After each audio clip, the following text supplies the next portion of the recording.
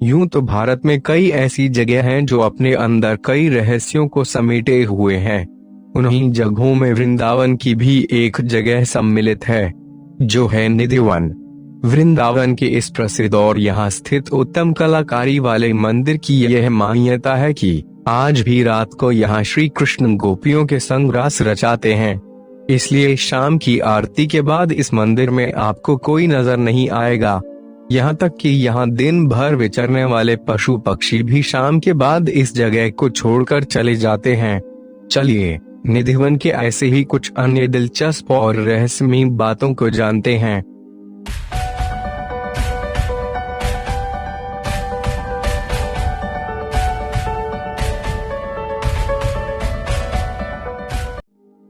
धार्मिक नगरी वृंदावन में निधिवन एक अत्यंत पवित्र रहस्यमयी धार्मिक स्थान है।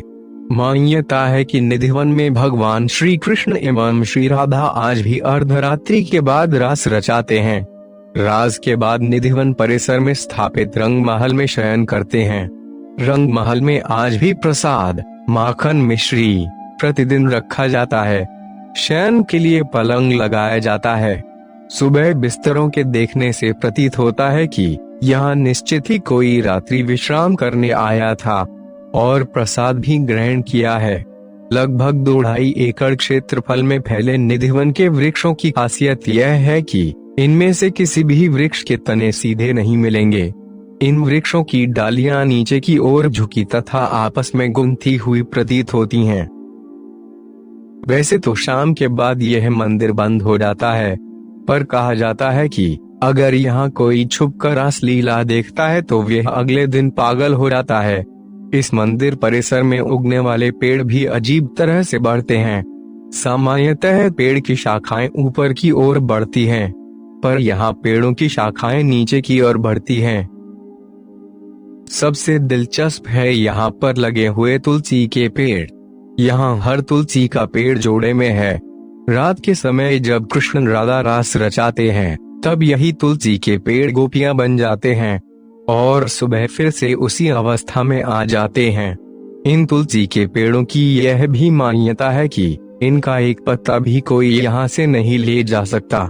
कहा जाता है कि आज तक जो भी इनके पत्तों को ले गया है वे किसी न किसी आपदा का शिकार जरूर हुआ ही है, इसलिए कोई भी इन्हें नहीं छूता। सबसे ज्यादा हैरत कर देने वाली बात तो यह है कि इसके आसपास बसे घरों में ज्यादा खिड़कियां नहीं है। जिनके घर में है वे शाम को आरती के घंटे की आवाज के बाद उन्हें बंद कर देते हैं, क्योंकि कहा जाता है कि शाम के 7 बजे के बाद कोई उस तरफ नहीं देखता। अगर कोई देखता है तो वह अंधा हो जाता है या उस पे कोई बड़ी मुसीबत आ जाती है। इसी कारण रात्रि 8 बजे के बाद पशु पक्षी, परिसर में दिन भर दिखाई देने वाले बंदर, भक्त, पुजारी इत्यादि सभी यहाँ से चले जाते हैं और परिसर के मुख्य द्वार पर ताला लगा दिया जाता है।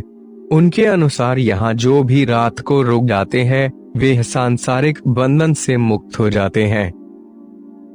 निधिवन में ही बंसीचोर राधा रानी का मंदिर भी स्थापित है। कहानी के अनुसार श्री कृष्ण हमेशा अपने बंसी को बजाने में खोए रहते थे, इसलिए राधा रानी ने उनकी बंसी चुरा ली थी।